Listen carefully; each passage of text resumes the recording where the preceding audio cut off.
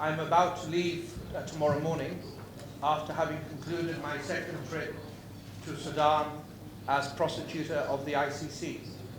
I'm very grateful to the many members of the media from different media houses for finding the time to cover a very important issue, namely the issue of justice for the people of Darfur and the people of Sudan.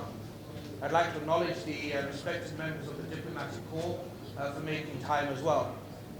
This is an issue that should unite us. This is an issue that we should view as our own, but justice cannot be indefinite. On this trip, I have been to Darfur for the first time. While I was in Darfur, the Deputy Prosecutor Nazat Shamin had meetings with the Minister of Justice and the Attorney General in Sudan. I went to South Sudan. I visited the Kalma camp, and I also had the opportunity of speaking to the Valley and the Security Committee. And in central Darfur, after meeting the Valley and the Security Committee, I also went to the Hamidiya camp and also the Hasahisha camp. Victims have every right to justice. And as I briefed the Security Council yesterday, for the first time since the case was referred in 2005, this was the first briefing from the land of Sudan, from the very noble and respected land of Sudan, that the Security Council has been briefed in relation to their decision to refer the Darfur situation to the court. I identified in that there had been some cooperation. I am very grateful to the government of Sudan for allowing me the privilege, and that of my delegation, for entering Sudan. I'm grateful for the courtesy receiving us at the airport and facilitating security as we go to Darfur. But I was also quite candid with the Security Council yesterday that the last few months has shown a backward step in the cooperation that's been given.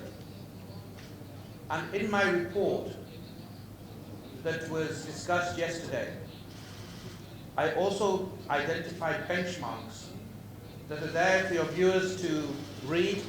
It's online, that will determine over the next few weeks whether or not this meeting was a success.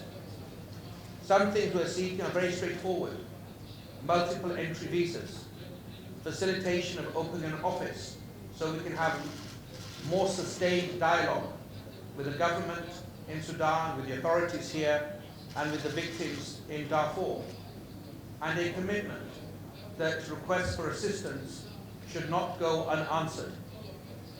Yesterday I had met the Deputy Chair of the Sovereignty Council, and just now I am coming from meeting the Chair of the Sovereignty Council, General Burhan.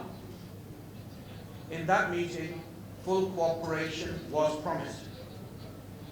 In the meeting with the Chair of the Sovereignty Council, the Minister of Justice was also present, and the Minister of Justice is the focal point assigned by the government of Sudan to the ICC. And I have been given clear assurances that requests for assistance will be answered promptly.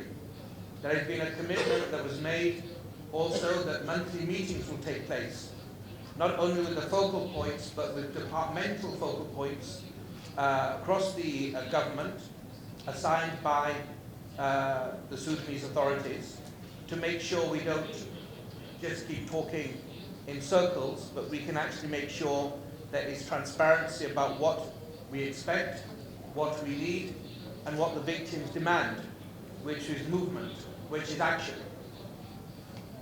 I do hope, as I told the Council, that we will be able to report to the Council next time of clear, concrete and discernible action. I must say, the meeting just now with the Chair of the Sovereignty Council went very well in terms of the promises made. Everything asked for, I was assured that the government is absolutely serious about justice for the people of Darfur. I was told that requests would be answered, and I was also told that we can have some technical discussions so we can move forward with the promises that have been made and trying to render them into some concrete decisions. But what I do say is that we need to act. It is an embarrassment that after, collective embarrassment, that after 17 years of the Security Council referrals, so much more still needs to be done. There has been progress, and it means a lot. I'm not saying it, I'm repeating what I heard in Kalma camp and in the other camps in Darfur, and what victims and survivors of the Darfur community have said around the world.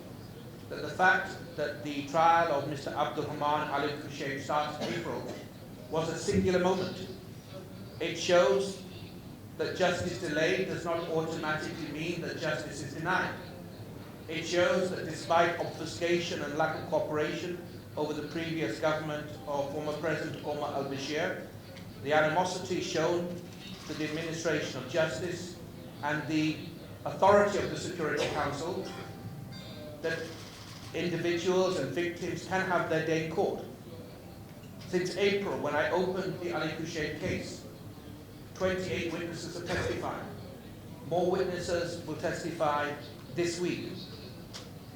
But at the same time, we need to do more. And I think that needs to be a collective responsibility. Nobody can be a bystander, and nobody can say it's somebody else's job. It is not enough for the Security Council to say it's all down to the ICC, or for Sudan to say it's about other matters, or for me for that matter. We need to work in a way that creates partnerships in which we realize that despite the many fractures and fault lines in international relations today, the people of Darfur that I see living in very often pitiful conditions, they're not political pawns. Their basic rights to justice, the rights of people who've been raped or their parents or their family members or their children have been killed, is something that should not fall prey to the indulgences or even the expediencies of current politics. If we can somehow pause for a moment and put our humanity to the front and put our legal obligations very much in gear and realize that the situation of Sudan is imperative, not only for the people of Darfur, but for the authority of the Security Council, I hope we can move forward in a way that is better and the victims are not left holding on to prayers and hopes, but we can present collectively to them, something that they themselves own, which is their right, their integrity, and the obligation for independent investigations and accountability. So really this is what I wanted to say in general, and I look forward to answering a few questions if you have any. Thank you so much.